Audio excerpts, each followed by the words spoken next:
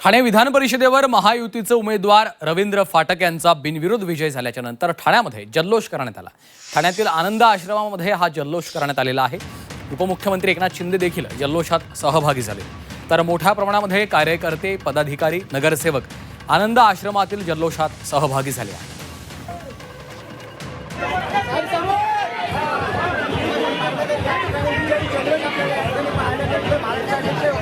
पत्नी देखील ठाणे महापालिकेच्या निवडणुकीत बिनविरोध आल्या आणि आता हे देखील बिनविरोध आलेले आहेत। त्यामुळे ठाण्यामध्ये विरोधक